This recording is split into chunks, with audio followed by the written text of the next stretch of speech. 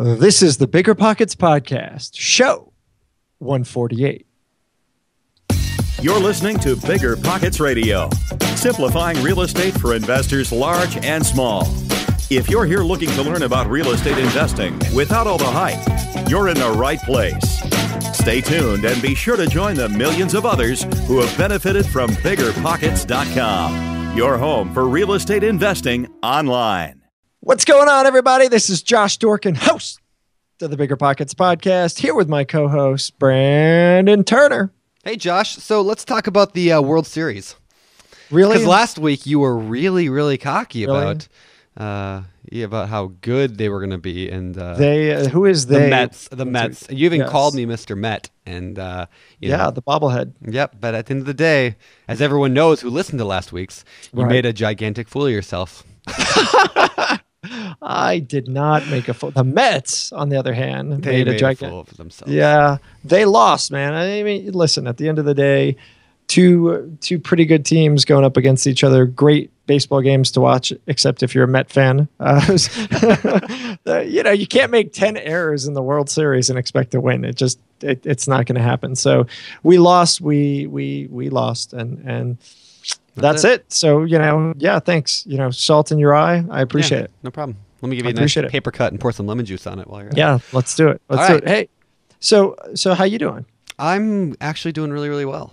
In the words of Dave Ramsey, better than I deserve. Oh, very nice. That's his thing. That's great. How's your hand recovering? Oh, yeah.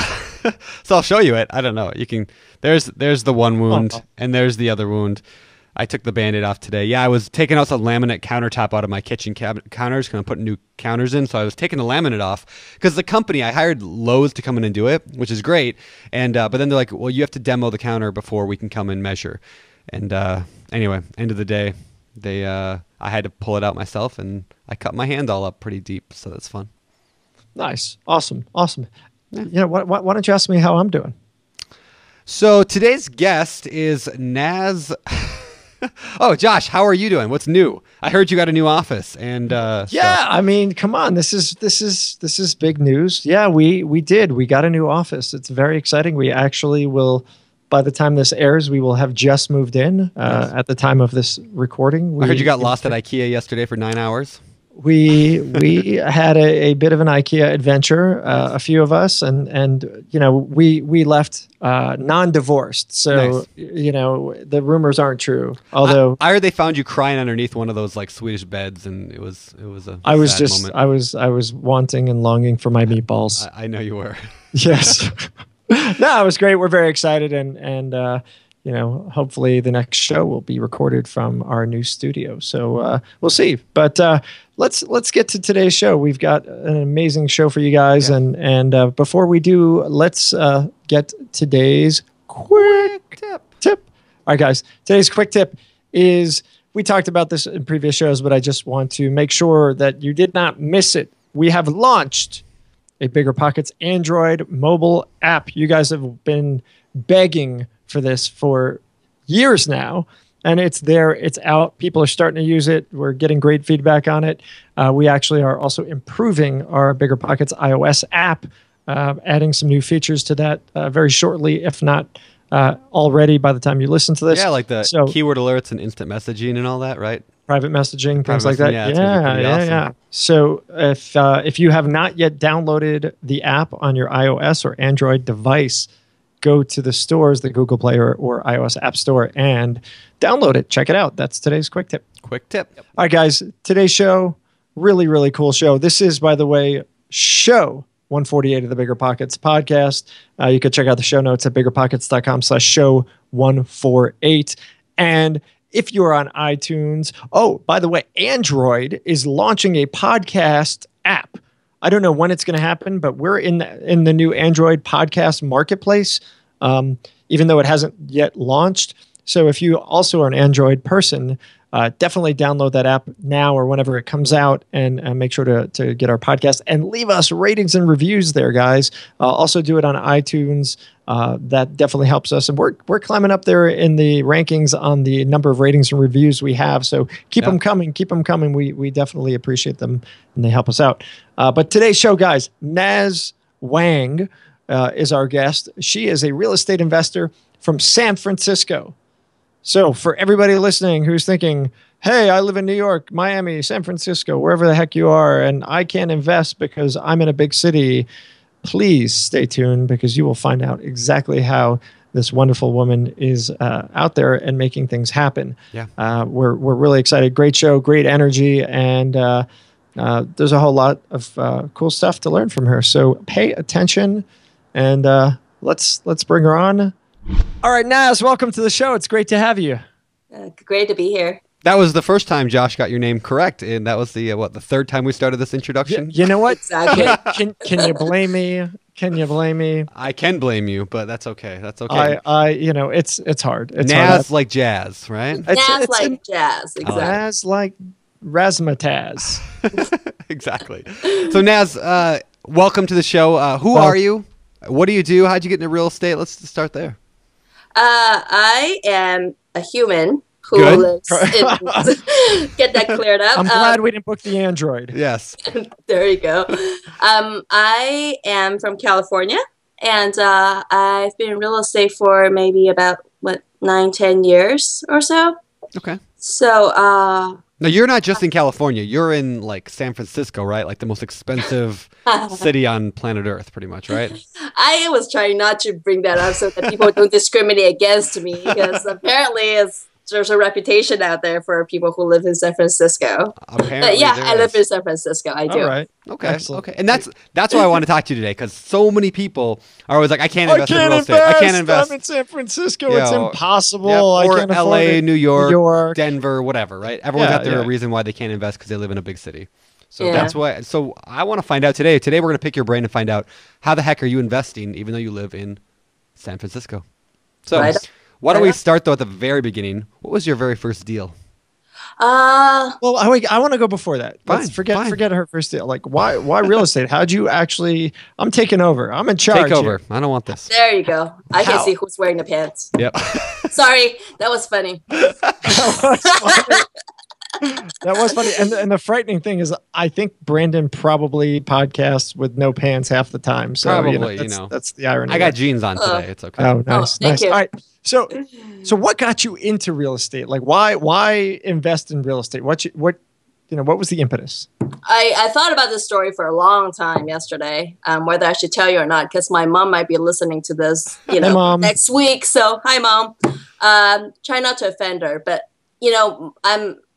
my mom's a big entrepreneur. She owned this clothing factory in China. Actually, she ran it for decades, selling a lot of clothes all over the world.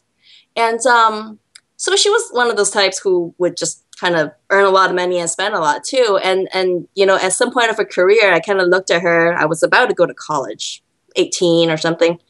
And I thought, wow, like she does all this work, she makes all this money, and the most reliable asset she has after 20 years of being in the business was 2 pieces of real estate and some cash in the bank account. So I'm like, well, okay, why all this work? Why don't I just start with real estate and cash in the bank account? So that's kind of how I really wanted to get into real estate. It's kind of like, okay, well, just get to the end. And then, that's how it started. Cool. That's awesome. So she, through the course of her business, had picked up some property. Was that property in China or was it in the U.S.? It was actually in China, yeah. It was primary residence that she had, which is like this high-end condo that she still owns, and then a vacation cabin somewhere in the country. Hey, Brandon, why did you book Nazz and not her mom? I don't really, she sounds far more interesting. Yeah. Next show. Next show show. All right, good. 59. All right, so we got you. You see your mom's doing all this stuff, and you say, how old were you? Were you in college? Were you just out of school? Oh, no, you were 18, you said. Yeah, I was going on to college. I was trying to pick a major, actually. That was kind of the college application, right? So I picked political science, of course. That helps with real estate. I didn't finish up with that, so yeah. Nice. Cool. So how did that transition kind of get you to actually get started in the business? Well, at college, I ended up renting a house that was a 4-bedroom house, and at the time, I hated my roommates, and I didn't have anyone to kind of move into besides one other guy. So I said, well, this house is a good deal. Let's rent it and figure out what to do after. So I ended up sort of subleasing all the rooms out and ended up paying almost nothing for, a few years living in this huge house because I was sort of house hacking in a way. Yeah. And then I thought, whoa, great. That was easy. Doing nothing and kind of getting paid. So I want to be a landlord. That's kind of how I get started.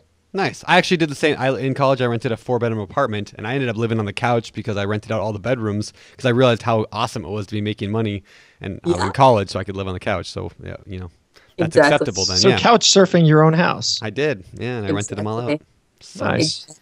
Oh, that's cool. So that gave you the inspiration then. You said, I want to get, I want to be a landlord. So that's what you're a buy and hold investor. Is that right?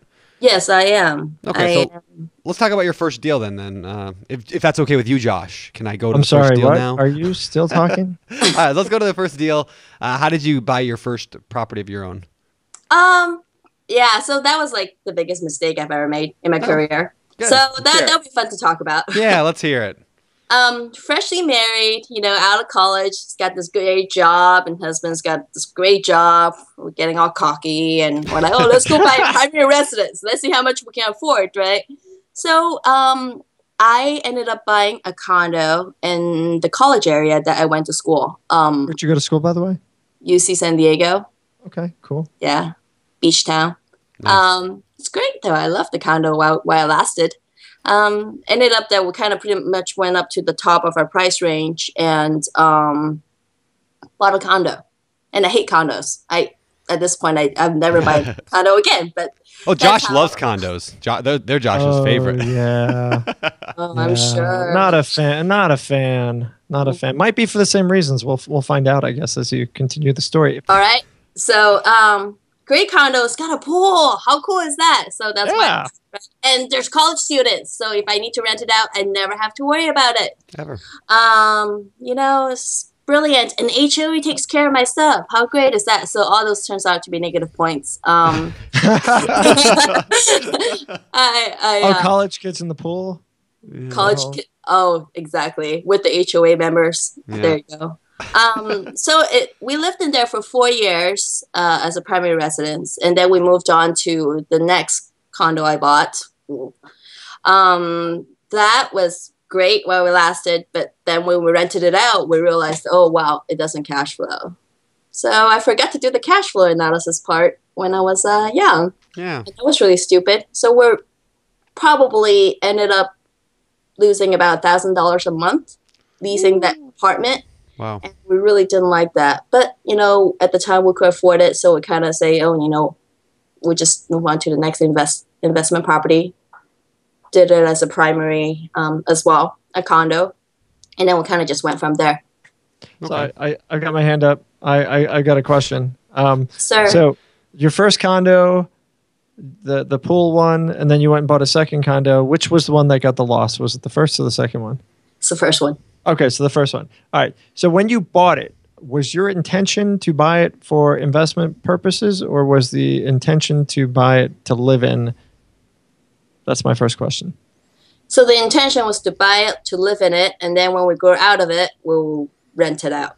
Okay, but you weren't thinking long term about the actual analysis when you bought it, which was certainly one mistake.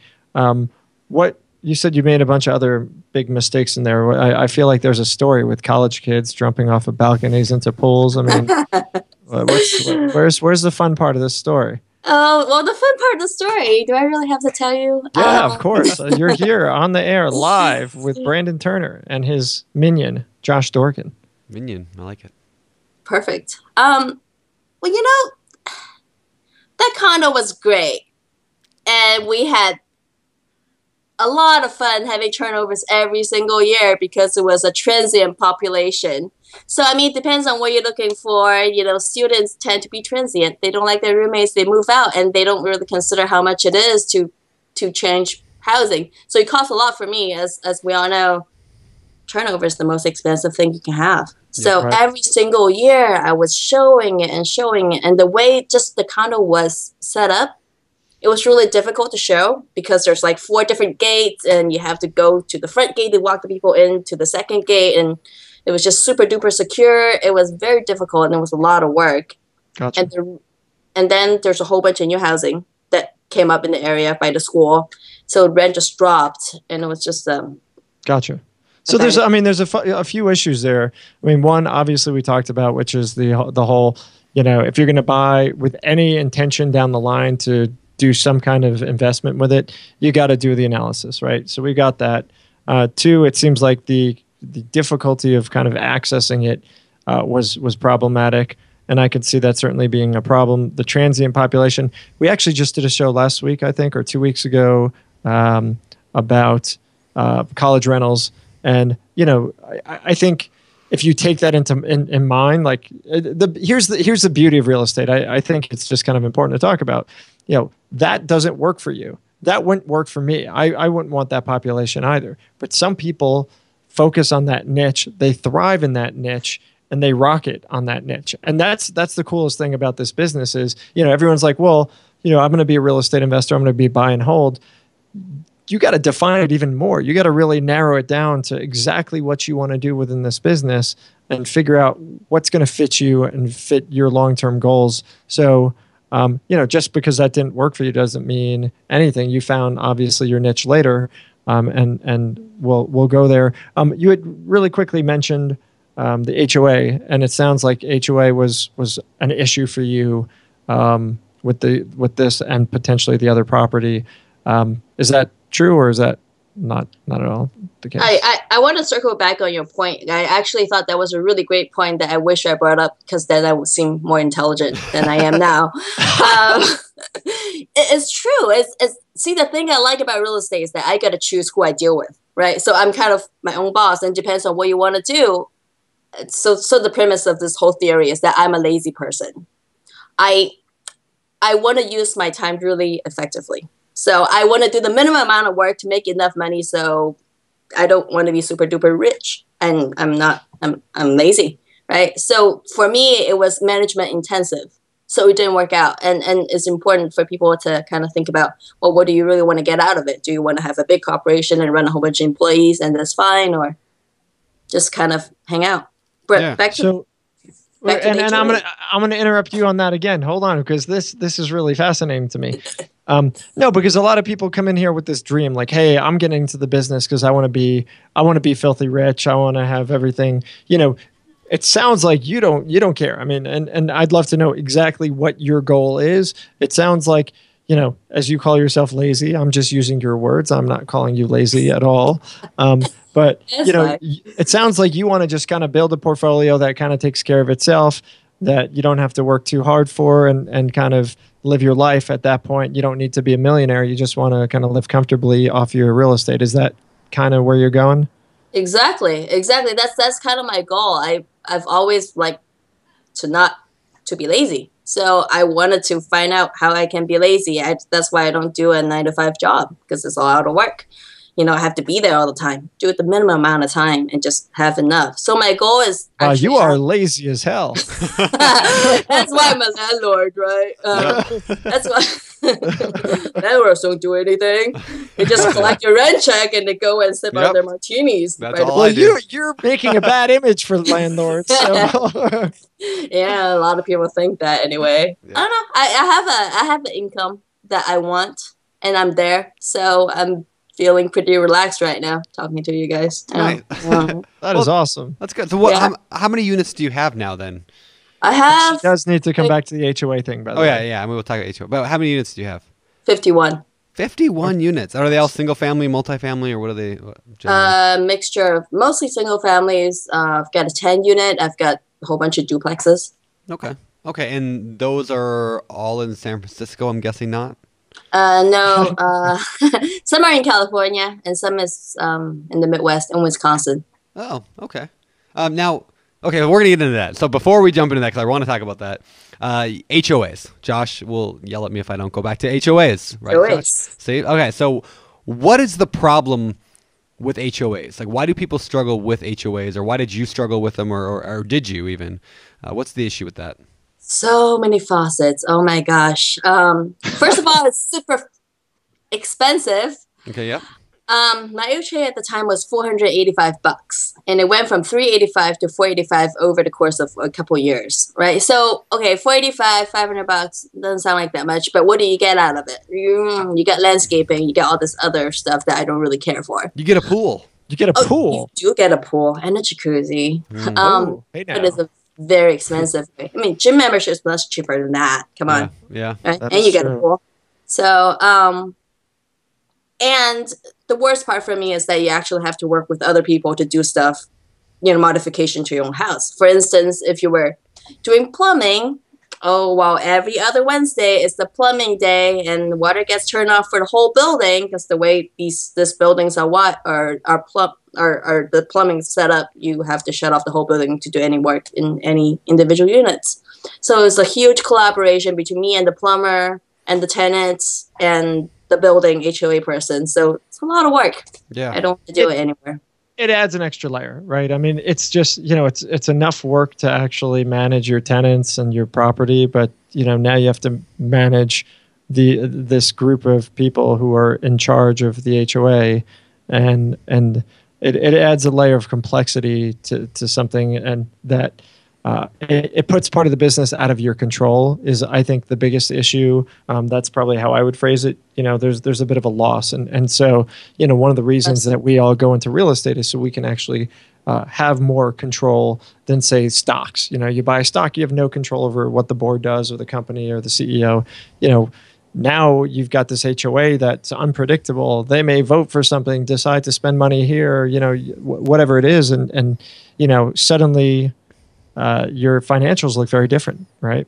Absolutely. And then even just back to the control, the second condo I bought, the HOA board actually decided that they don't want anybody to rent out any units for less than 2 years. So those are things that directly affect your financials. Because the common lease is 1 year. So things like that is why I don't work with HOAs. There you go. Yeah. That's usually what I tell people too, is that somebody else is making your financial decision, and it can be dangerous. So. Oh yeah. Absolutely. All right. Yeah.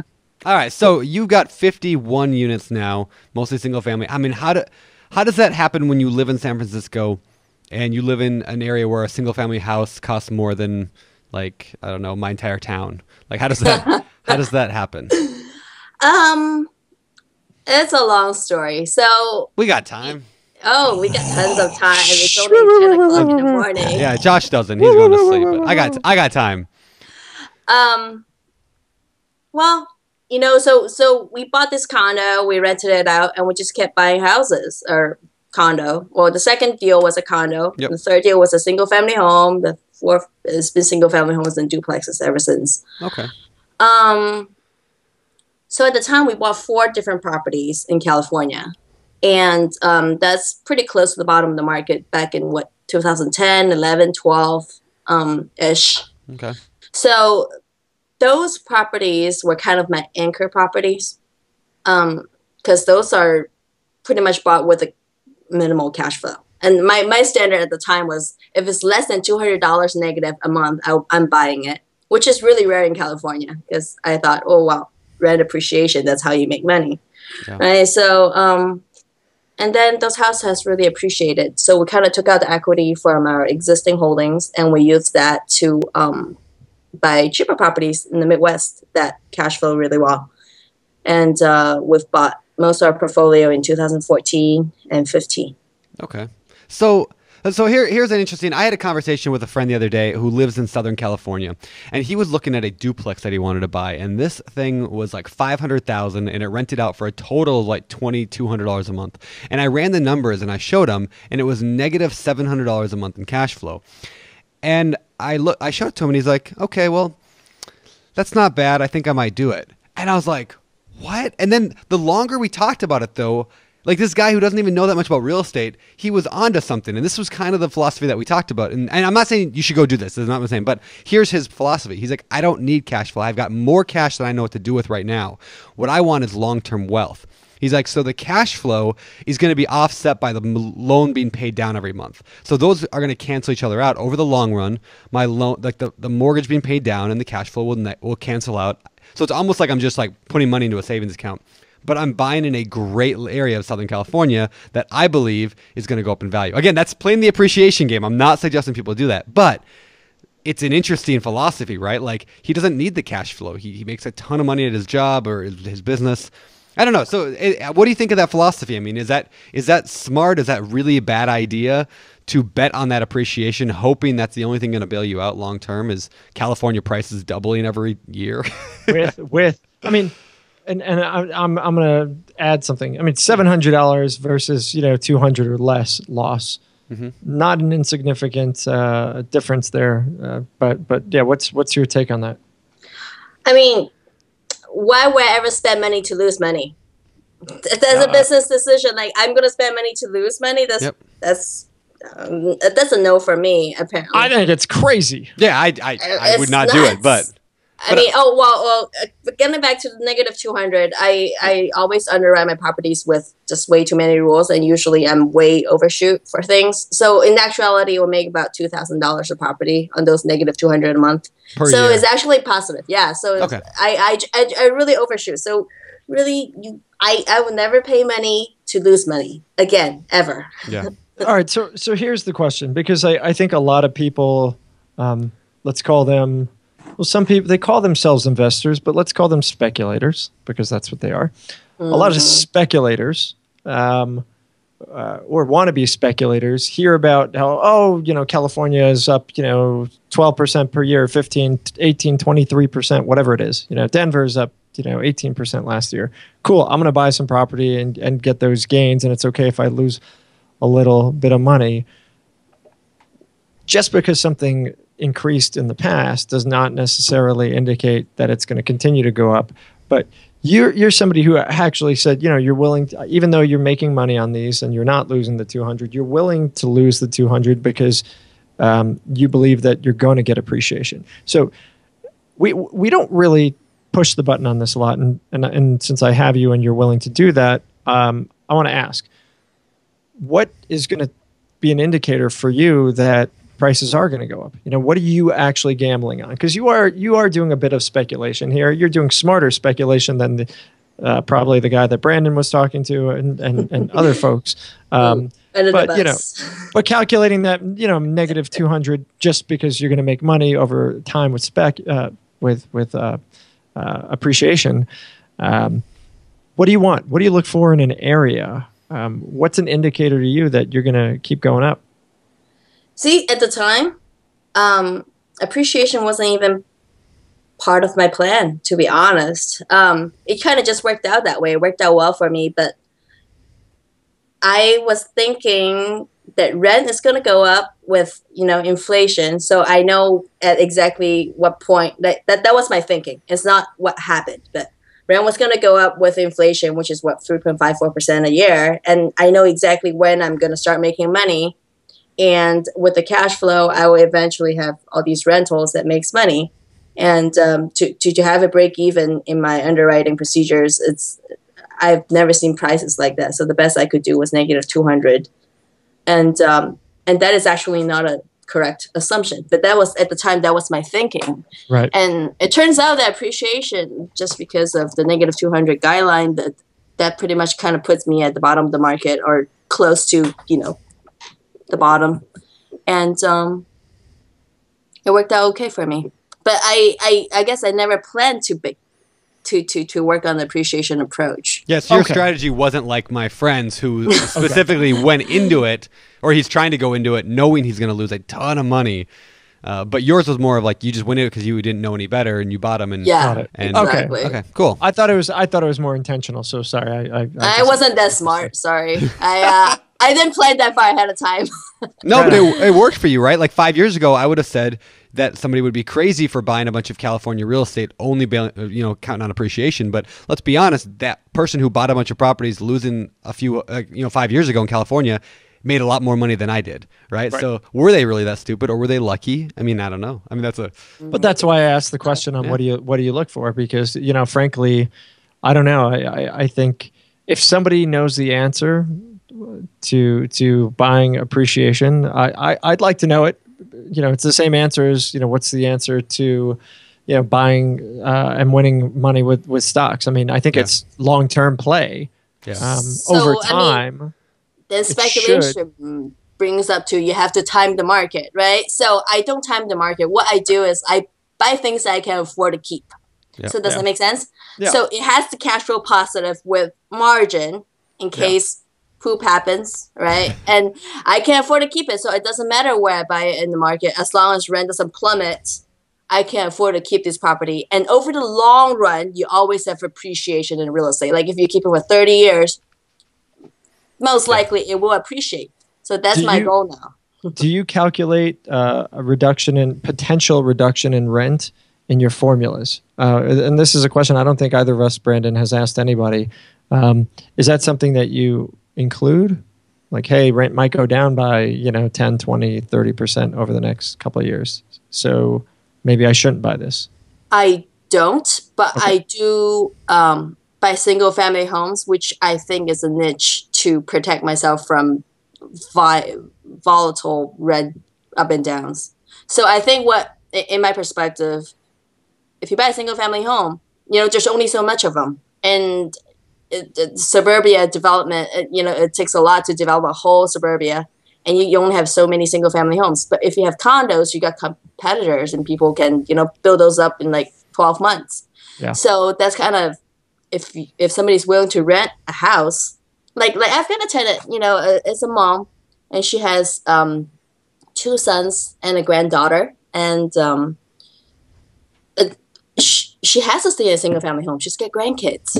She wants a yard to play with. So she's never going to move, right? I've got another family who has 4 kids and the kids are, in elementary school. They're going to stay forever. So you have a niche and you have people who are staying there for a while and people are actually competing to get into a property. That's kind of my thing. Yeah. So if I was going to say, why don't we go to I want to know how you're investing out of the area. Because, right, if we started this talking about if you live in an expensive area, it's hard to invest. I mean, there is the appreciation play you can get into, but how did you get into Wisconsin? I mean, what made you say, I'm going to go invest over in Wisconsin? I mean, how's that happen? I listened to your show with Moran and also with Britt Schmidt. And they're the ones who actually gave me the idea of Midwest in the general area. Okay. My parents live in Chicago. Okay. So I was thinking, okay, what is feasible for me in the Midwest? I got to have somebody who's kind of on the ground to help me with this whole thing. And I just kind of drew a 2-hour driving radius around where my parents' property is. And I said, I'm going to look at any city in this 2-hour radius so that they can help me out with it. And so I did spot about 4 or 5 different cities that I was looking into. And I did a whole bunch of groundwork in the beginning, kind of contacting realtors, learning about markets. So I narrowed it down to a few different cities. And then I made a trip out there to see my parents. And we drove to every single town and spent a considerable amount of time there doing research. And Milwaukee just happens to work for me. Oh, cool. So I love that you did that, right? That you got on a plane, you flew to Chicago, you went and visited those cities, you did the boots on the ground work needed.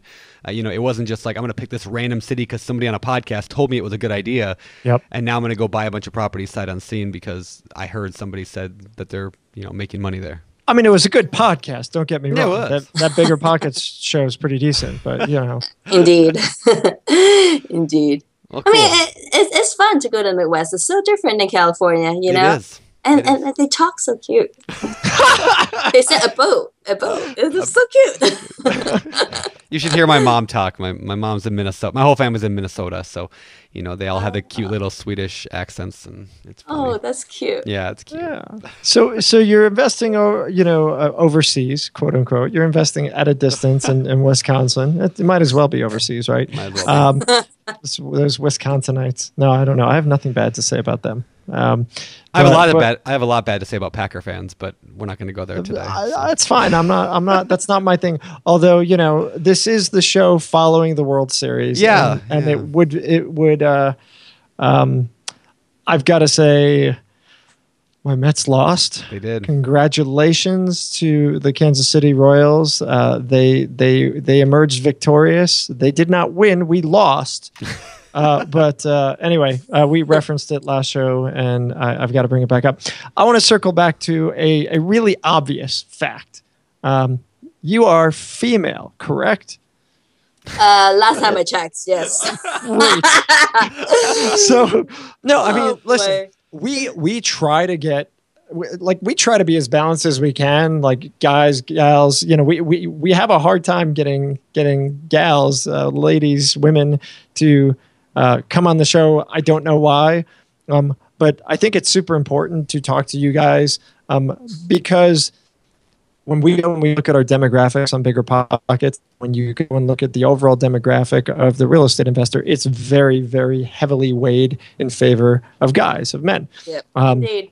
So, you know, I would not be doing my job if I were not to ask you about investing as a woman.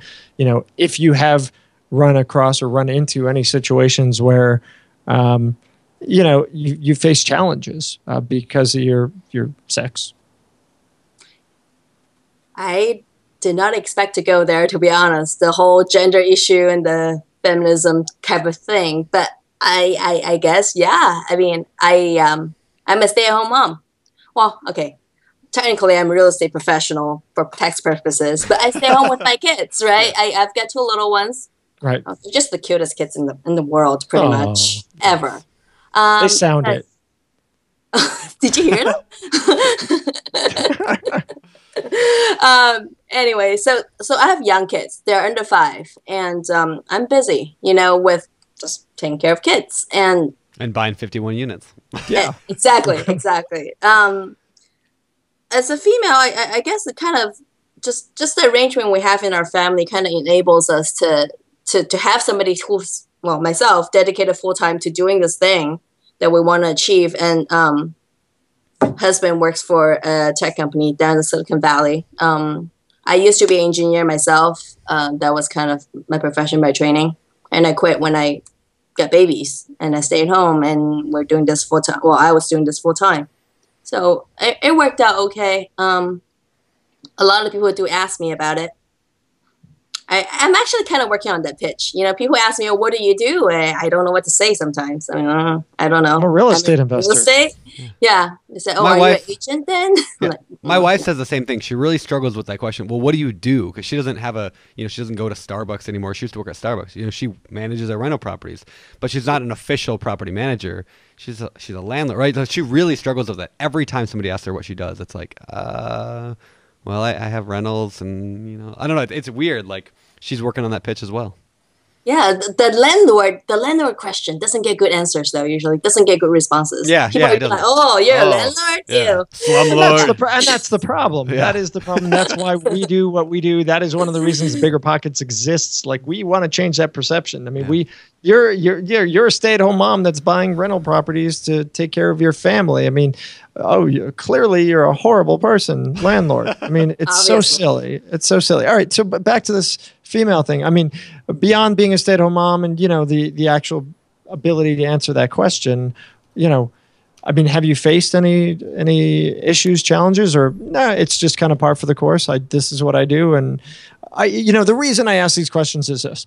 There are a lot of women who listen to this show, and at the end of the day, you know, I think we need more female role models in this industry. And so you being a successful real estate investor who's running the portfolio, not your husband, he's not doing it. He's out, you know, gallivanting at the Silicon Valley. Beer. Yeah. So you're busy doing this. I mean, so you are a role model. And so, you know, we've got you on the show. There's tens of thousands of people and thousands of them are women listening to the show. What would you say to the women who are on the fence saying, you know, this is a man's world? I don't think that's true. I think it depends on the personality, right? Yeah. It's I think one of the biggest things I think is important in this show, in this industry, is that you have to be good at math. And you got to do your cash flow analysis. That's like the first thing that you need to learn, how you make your money. Yeah. And you can be a woman or a man to do that. And I really haven't faced any challenges, not predominant ones anyway, as a woman. But I mean, I'll get talked down to every once in a while by the old timers, you know, be like, oh, you don't know anything. Get your husband on the phone or something like that. I'm like, well, I am the husband. This is my company. So you work with me, okay? Yep. So I've had that a couple times, but it's really not a big issue these days. But I've noticed there's predominantly male hosts or guests on your podcast. I counted them actually the other day. I think it was less than 10 women. We honestly ask equal numbers. We just get shot down by a lot more women. It's like high school again. So there you go. I don't know. Speak for yourself there, buddy. No, because I didn't have the nerve to even ask. Okay, that's true. Yeah, you know, we just pretend. All right, so let's go back to your out of the area investing, because again, there's a lot of people listening who want to do that. Now, I got just a few questions to ask you, like the basic. How do you find them when you live out of the area? How do you finance them, and how do you manage them? Like the 3 questions. I guess I'll fire all 3 at one time to you. So I fly out to my properties quarterly. Okay. So every 3-4 months or so, I mean, I do a family trip too, right? Sure. My parents happen to live there. But I do go look at them, and I do want to make sure that everything's going in the right direction. So, and do you look do you go there and do you look for properties while you're there in person to go buy, or do you buy them all online? Like I buy them all through, I have a pipeline set up. You know, it took a few iterations to get the right people to work for me. So I have realtors, and a property management company that I really like to work with. Actually, they're a husband and wife team too, that I just kind of happened that way. But cool. we went through like bowls and bowls of realtors before we find the right ones that works for us. Yeah. And we find rehabbers or people who are contractors who does our work for rehabbing. We constantly kind of have little meetings, kind of autocorrect what's going on and make sure we're on the same page. Does that answer your question? No, that wasn't very logical. That was good. What about financing? I mean, that's kind of how you manage. That's how you do the contractor stuff. And you have realtors, so you're obviously buying on the MLS, correct? Yes. And then what about financing? Are you just doing typical bank loans? I mean, people always say you get shot down after 10 loans. You can't get any more. What are you doing? Well, we had equity and we had savings. Okay. We are kind of, we save a lot. We save about 75% of our income. Nice. And so we have, you know, we're ready for it when once the opportunity is there. And Sure. then after we use all that up, we do the BRRRR method. Yep. And we did that for a few times with I just lost the word. Portfolio lenders. Okay. So we bundled up, you know, a few properties together to kind of took some equity out. And then after that, I am currently working with a private lender, a particular investor who was interested in investing with me. I didn't really look for it as family, but it kind of just worked out that way. Sure. Nice. And so Yeah. Great. for those who don't know what you're talking about, the BRRRR strategy, just in case you've never listened to the show before and you haven't heard me talking about that, that's where you buy a property, you rehab it, you rent it out, and then you refinance it, and you pull your cash back out. So you would buy properties, get it rented out, get it fixed up, looking good, and then you can get your money back so you can go and do it again. And you're using a portfolio lender to do that. That's correct. And what is a portfolio lender for those who don't know? Portfolio lender is pretty much banks that manage their own portfolio, which means their own cash reserves.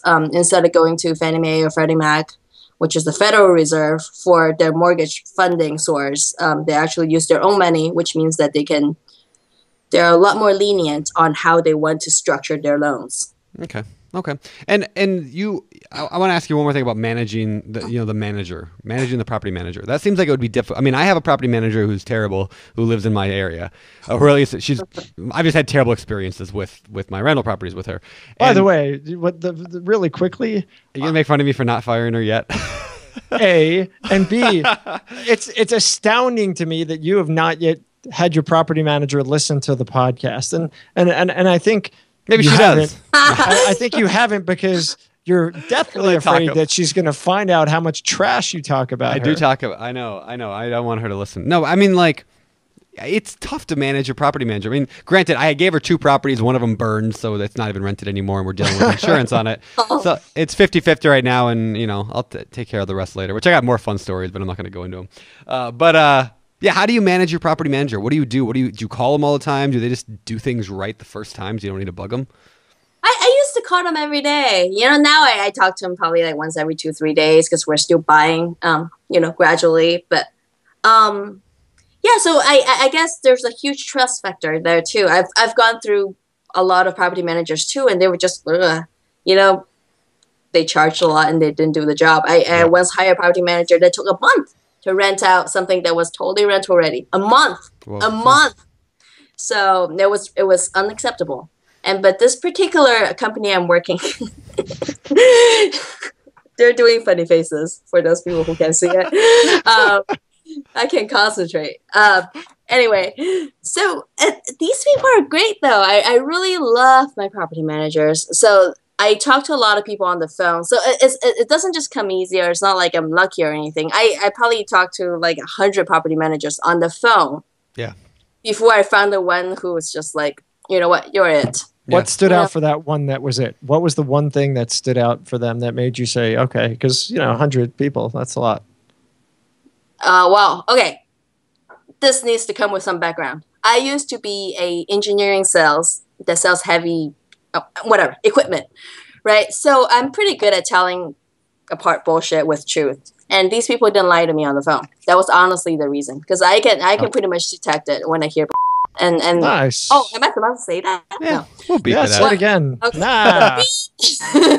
Well, when I hear lies, I can detect them. And these people didn't lie to me on the phone. They were very honest. They were straightforward. And they weren't the cheapest one, actually. They weren't. But I believe that to have a good team, you need to feed them. Well, sounds bad, but you need to make it a win-win situation. Everyone's got to make money in this thing. Yep. And if you get what you pay for. So that's kind of my thing. I heard them. I'm like, oh, awesome. You're it. I mean, that's great. Trust is huge, so I love it. It is. Well, cool. Well, hey, let's shift gears real quick. I know we could probably talk to you forever, but I think we could. I know. Let's shift gears, and we're going to move over to the world-famous fire round. It's time for the fire round. All right, the fire round. These questions come direct out of the BiggerPockets forums, and we're going to fire them right at you. Number one. What are the pros and cons of buying a short sale? Somebody asked, what are the pros and cons of buying a short sale? I'm not sure if you've done short sales, but that was one of the questions we grabbed. So what are the pros and cons of buying a short sale? I've made offers on short sales, and they never really kind of come back timely. It takes forever. You can get a really great deal every once in a while, but they do take a very long time typically. But sometimes it takes a couple months, and I've had ones that has been still lingering, and I made an offer in 2012. Yeah, I got one of those too, right? Every 6 months they're like, "Are you still interested?" I'm like, "Yeah, I'm still here." Yeah, exactly. Nice. Yeah. All right, cool. That's good. Fair enough. All right. Next question. How much? And I think you kind of answered this, but how much cash? Well, no, you answered it back in the day. Today, how much cash flow for a rental property would make it worthwhile to you? So what is your criteria as far as cash flow is concerned today? 15% return on investment. Okay. Got it. Oh, actually 15% net. So if you finance it, your return on investment is more closer to 40, maybe. But 15. And I don't buy anything under 15. Okay, so 15 if buy now cash. Yes. Basically. Okay. Got it. So essentially sort of like, I know 15 cap. Yeah, 15 cap, but you don't really use cap for single family houses, but same kind of concept. All right. Same idea. Cool. Okay. And which of course you can get more easily in the Midwest than you're going to find in San Francisco. So Absolutely. Yes. Yep. Yes. Cool. All right, next one. Are homes built in 1900 worth investing in? Should I even consider a house built in 1900? Like over 100 years old? Yeah. I personally wouldn't, just because it's probably on some sort of historic registry or something like that, and it costs a lot more to remodel them. But in my portfolio, I personally like ranches built in the 1950s. It's just they've treated me well, and that's kind of my niche. Okay. So I don't personally. So I think my oldest one is 1894. I think my oldest property. 1894. I think my fiveplex is 1894. I think. But yeah, I mean, it's just a nice old house, but yeah. I mean, was it any difference in like the amount of maintenance you have to do in terms of? If that one is 1894, which I'm thinking it is, there's like no maintenance on that one, but it's been cared for over the years, and that's what really matters. I think more than anything is whether it was cared for over those 100 years, and that's hard to tell. So, I generally don't advise people buying them that old, but you can do it. So, all right, Josh. Yeah, my brother's got a 100-plus-year-old house that apparently the Underground Railroad kind of went through it or around it. I think they've got tunnels under the home. It's on the historic register, and it's an absolute nightmare. It's like the Money Pit, if you guys remember that Tom Hanks movie. Yeah. Anyway, all right. Last question in the fire round. How can I find out what the differential is between the value of a distressed property and the retail value of SFRs in a particular area? So basically, if I find a distressed property, how do I know it's distressed versus SFR versus just a standard retail property? I think it's kind of an obvious question, so I'll just throw that home run to you. How do I know it's distressed? To me, it doesn't matter. I mean, I'm looking for 15 cap, so 15 cap. If you know me, 15 cap, I don't care if it's your grandma selling it or the bank. To me, it doesn't make a difference. Hey, real quick on that 15%, I want to run back to that real quickly. When you say that, let's just say, for example, you find a property that you could buy for $10,000, right? But it needs $20,000 worth of work. So now you got 30 into it. That's the number you're basing your 15% return on. Is that 30, right? Not the 10. Total, yeah. Okay, total investment, not just the purchase price. Okay, perfect. That's what I thought. Cool. Okay. Well, that is the end of the fire round. So why don't we close the thing up by heading over to our world famous Four. Yeah. There you go. Nice. Brought it back. All right. The famous four. These questions are asked of every guest, and I'd love to know your thoughts. And I know you listen to our show, so you probably know what's coming. Number one, what is your favorite real estate related book? I don't read about real estate. That's the truth. I thought about it. I wanted to sound smart, but I don't read about real estate. I like to read sci-fi fiction. So what happens is the husband reads it and he gives me like a Reader's Digest version. So your husband, who doesn't do any real estate, is reading the real estate books while you're reading Larry Niven and other fun things. Yes, I like to read about Martians and stuff like that. So, but I do want to mention that the biggest, the most influential idea I got from, wealth management real estate book is probably Kiyosaki's book, where at one part he mentioned that there's two ways to spend money. You can either buy a liability or you can buy investments. So liability is things that you spend money on that you have to spend more money to maintain it, or investment, which means you spend money and it gives you money in return. So that has really kind of shaped my spending habits. Nice. And that's Rich Dad Poor Dad, the book, correct? Yes, correct. Perfect. There you go. All right, what's the best sci-fi book, by the way, just to add to our famous four? We'll stack it because you're a sci-fi fan, and I am too. Dune. I tried to read it. I couldn't get into it. Yeah, I couldn't read that book. I'll try it again. I saw the movie when I was a kid. Never fully watched it. The David Lynch one? Or the scary one with the big giant worm that goes and like the first 3/4 of the book is hard to get into, but then the next 6 books is just fabulous. Okay. Maybe I'll keep trying. I'll keep trying. All right. You don't read real estate. What about business? Do you read business books at all? No, I read the BiggerPockets forum a lot. Nice. Yeah, that's a good business book. Yeah, it is. It's interesting to see people's ideas. They got tons of good stuff on there. Fair enough. What about hobbies? What do you do for fun? You got your two little rugrats running around. What do you guys do? We go to parks a lot, and then wait around a lot for the kids to kind of finish what they're doing. Sounds very exciting. Yeah, I don't know. Sounds weird. I like to do mathematical analysis. That's just my thing. I love math. I do. And it sounds really nerdy. Nerd alert. Nerd alert. We should have T-shirts, Josh, that say something like, I love math. BiggerPockets. Really? Yeah. Real estate investors are math nerds mostly. Yeah. So. Or science. I like to read science magazines like Discovery or Scientific America or something like that. Yeah. Fantastic. Cool. All right. My last question of the day. Nazz, like jazz, what do you believe sets apart successful real estate investors from those who give up, fail, or never get started? I think doing the groundwork is obviously one of the prerequisites, but also, as real estate investors, things are difficult. Like, nothing was going to be easy, but it's all about how you can figure out a way to make it happen, right? So the people who are actually trying to think of an innovative way to make what they want happen are the successful ones, and then the ones who are just like, it's too difficult, or it's impossible, I don't want to do it. There's always a way to do it, and you kind of just have to get in there, spend the time, and get on with it. Cool. Perfect. Hey, can I ask you one more quick question? I know it's not part of the Famous Four. I just popped in my head and I want to ask you. When did you said you listened to the BiggerPockets podcast, that one with Mayron, where he talked about investing in Milwaukee. How many properties did you have before that? And then how many have you bought since that? Were you just at the 4 before that?